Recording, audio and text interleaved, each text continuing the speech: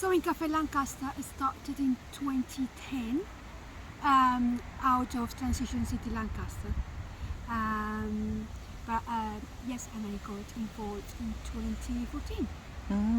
And It's a grassroots project, so we are concerned about the textile industry because it's been related with human abuses today and historically, and also the environmental impacts of it. So we want to highlight and maybe give it some alternatives.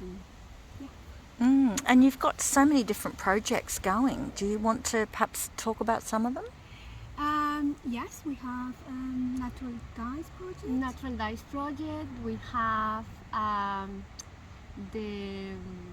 So you're actually growing the plants too, Yes. Gina. Can you tell us a little about We that? have the natural dyes project. That is, we have our dye garden in a community growing project here in Lancaster. It's a big community project with different sub-projects, and one is our natural dyes garden. And we are just exploring the biodiversity and trying to find new ways of create color with the natural plants in the area. And we have more than 20 species that they are more native or more in the area from this area, but we have some plants that they are exotic and will grow in our natural dyes garden. I mean, it's gorgeous, full of flowers now in summer. And you use them to work with cloth in different techniques? Yes, we are actually using different techniques. We are exploring actually, but the eco printing is one of the techniques that I use more in summer because we have different varieties of flowers, and we transfer the natural color in the fabric.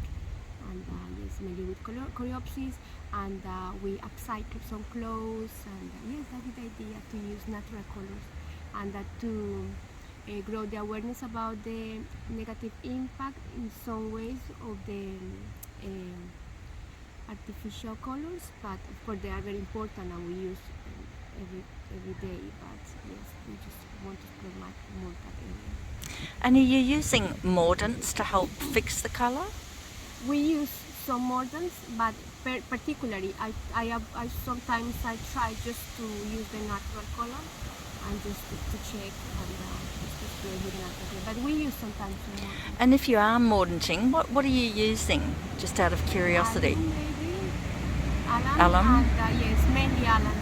I wash the fabric with a very high temperature, and yes, that can help to clean the fabric, and the color can stay for longer. So Victoria, maybe some other projects? I know there's so many on the go, I see that. So natural dyes is one of them, and then we have a banner maker, community banner. I'm a banner designer as well, community banner designer. So we link with different community groups around town. Last one we made it for Black History Group. So they told us a story. We have a YouTube channel. If you want to go And give us the name of that. Sewing Café Lancaster. In our YouTube channel, we started collecting the stories of our research about Black history, the stories around town. I designed the banner, and then we invited people in the community to do some stitching together. At the moment, we are making one for Gaia, which is an event happening now in the Priory, and it's about the dynamics of waste and textiles and production, which is going to be very nice. Then we have The mending sessions. mending stations. We are setting up mending stations around town. So we have at the university, one of the universities, setting up at 2 schools and community in a church. We have Sew&Sow boxes, which are like those little free libraries you find on the streets, but with haberdashery and gardening stuff for people to share with the neighborhood. We have Stitch Together, which is it's like, for example, the next one is going to be about making produce bags carry bags for the food banks. And so we are going to go to a community center. We invite people of the community, bring our sewing machines, and everyone just helps to make them for them. Last session was about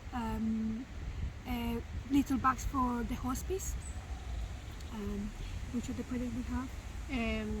The refugees. We have refugees, Sewing Circle for refugees and asylum seekers. That one is in partnership with a charity called Global Link.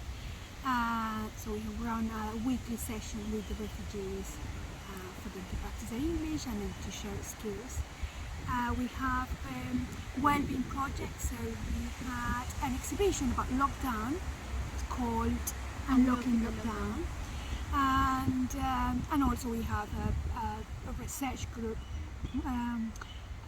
researching about textile dynamics and waste, textile waste in Lancaster.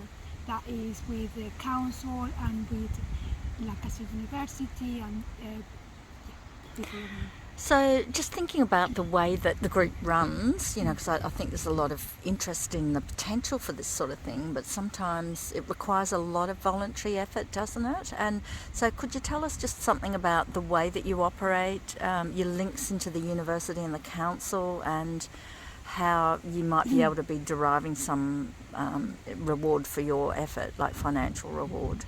Well, it started 100% volunteering. Fortunately, we got funding for some of the stuff we run, including my time to design and work on these projects, but most of the time is volunteer. For example, the project with the refugee, that was in partnership with this charity, and that was a 5 years funding for this particular project, so that was covered by that.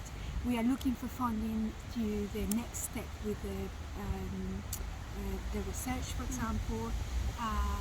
So yeah, we are trying to look for funding from now on more, but mostly it's volunteering time. And with your little brochures and that sort of thing, are any of them, have you had funding for them, your Yes. information brochures? Yeah, and also for our webpage and our YouTube channel too. Gina, Good on you. Yeah. Yes, that's A wonderful group of volunteers. yes, and we had great time as well. We love it. We are like, we love each other in a way. So we like spending time together and learning. It's a learning process, isn't it? We have a beer on yard, forgot to tell you. So every month we meet in the pub and then we do some mending and meeting, which is really fun too. And we celebrate a lot. We can be very grumpy about the situation of the world, especially with everything. In our case, textiles is something that obviously drives us mad. But also we learn and we try to celebrate, understand that there is a limit, and then we do as much as we can. So. And can we talk a little bit about how that translates into your clothes and your wardrobe? Can you tell me about what you're wearing, Victoria? Well, today I'm wearing my dress and made. I bought the fabric about 8 years ago when I first moved to the UK. It's actually a very iconic fabric from Liberty Prints. It's an Art Nouveau design, and I had it, but I just had the fabric for a long time, and I just was ready recently to make the dress. My wardrobe, the main thing, so I was one of the people buying fast fashion as well, because I love fabrics. It's not like I don't, obviously passing from buying Primark or all these shops, and it's lovely, it's beautiful fabrics and textures and designs. So at the beginning it was really hard to stop doing that, but then after learning how things are made, but also where do they end up, helped me to stop buying, looking at my wardrobe, falling in love in a way of my clothes, because all of them have some history. So yeah, that's my. I don't know about you. Yes, it is. No, it was a journey actually. It happened. It was quite similar. And yes, I love clothes, and the temptation is there, and all the channels and all the publicity around fashion. It just catches your attention, and it's fascinating. But anyway, I started to use more natural fibers now, and to look after more my clothes. And now I wear in like 100% cotton this black thing that is second hand, actually. And this lovely color jumper, it was from my friend. She bought it in China, and that she said that she used for a long time, and she said that now she just wanted to change, and she gave it to me, and I love that. And this one, it was actually a jumper from my brother-in-law, and he's a big guy, a tall guy, and but he put in the washing machine and this shrunk. And now I just need to. You've cut up the front of it. Oh, and I clever. love the color, and it 100% wool as well. And I just love it because it had a history behind. Yes. So that story that's in our clothes is actually really important, isn't it, to help us have connection to it and meaning? Yeah, definitely. I know. Yeah, for me mainly, more recently, because it's a journey and we don't know what we're going to be, where are we going to be next time. But looking at the afterlife of the clothes, because at some point it's like only natural fibers. So I went to my wardrobe, I packed everything that wasn't natural and put it in a box. Then I was like, well, if I get rid of that, what is that going to be? It's going to go to landfill. What is going to be in Ghana, just filling the. So I decided that I'm just going to look after them and wear them as much as I can until. So that is my my motto at the moment. Is just keep and love what I have at the moment and try. I mean, I made this dress and I have the fabric and I shouldn't. But anyway,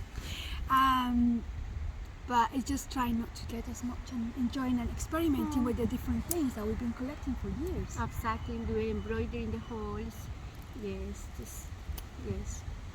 So the emotional well-being and the social and environmental well-being, all of that is obviously coming from these actions that you're taking as well. That must make you feel good. Yeah, and also as I said, we have met lovely group of friends through this. So social connection as well. And also, it just makes you feel like it's... Yes, it makes you feel more connected with your item and to know more about the history of what happened, how this item that you are using was created. Sorry. And something that shocked me, was like a big shock. I was quite sad. It was in the moment when I had my little boy, and I was watching a video of a lady with a little baby like my boy, and she was working in a factory. The boy was on the floor with all of that hard environment, and I was thinking how that person is feeling. She's working almost for free, and she doesn't have the opportunity that I had, and that she's creating these items for us, and that it was like very, very shocking, yes, to me. So awareness is really important then in terms of changing behaviours. And anything else you'd like to add to our conversation here about clothes and textiles and connection and environment? Yeah, and being aware of greenwashing that is everywhere. That was a very interesting journey with natural dyes, because when we started natural dyes, we thought that it was going to be the way forward. But then we are very aware that it might be also the next greenwashing, like organic cotton. So we experiment, but then every time we run a workshop, we try to highlight that the problem is overconsumption. It doesn't matter where it's coming from. Because you can keep going and having the fast fashion from charity shops and just buying, using and discarding. And it's exactly the same system. So it's more about overconsumption. Just think about that more than where it's coming from, which is important, is where it's going to end up and how much do we actually need to have.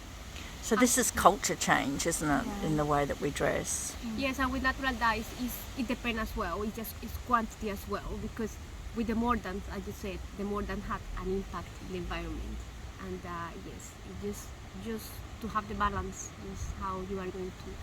Is overconsumption is the main thing that you said. And it's liberating in a way when you realise that you stop buying as much. It feels like I feel free.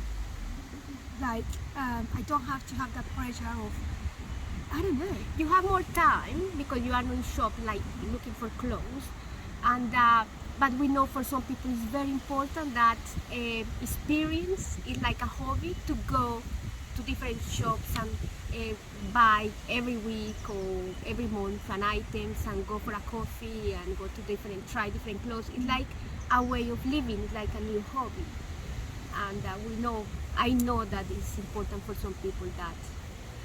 But yes, for me, I just. But you've replaced it with a different hobby, haven't you? Definitely. A more healthy hobby, perhaps. Yeah. For the environment, for you, for other people, and yes. And it's nice to sit around with friends and do some mending and darning and knitting, maybe drinking beer. Yes. Do you find that there are still a lot of people who aren't engaged in the way that you are? Yeah, definitely. Definitely.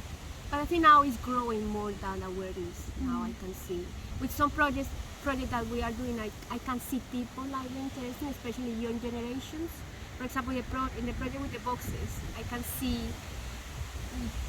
teenagers or kids opening the box and so excited, trying to find things to do and to create projects, and they find a piece of wool or fabrics or every buttons, and they are creating the way of that and repairing the clothes, and that is super. So I guess you're helping inspire that next generation by making things available and showing and sharing. Well, we hope so. We hope so. Yeah, we hope so. For Beer and Yarn, we have lots of young people as well. Beer and yarn. Yeah. And doing the session at the university, for example, is very encouraging to see much interest on learning how to. Knowledge is very important, because now in the shop of fast fashion is showing, this is organic cotton, this is created socially, we are paying very well the people, and this is green, and we are recycling this, or we are making this with plastic bottles. But people think that they are buying an item that is actually they are thinking that they are doing good for the environment, but when they realize that sometimes it's greenwashing, they say, oh my god, the new generation, they're just more aware of that kind of problem. They said, I didn't know that, I actually didn't know that. And they start to research and they know more about the problem.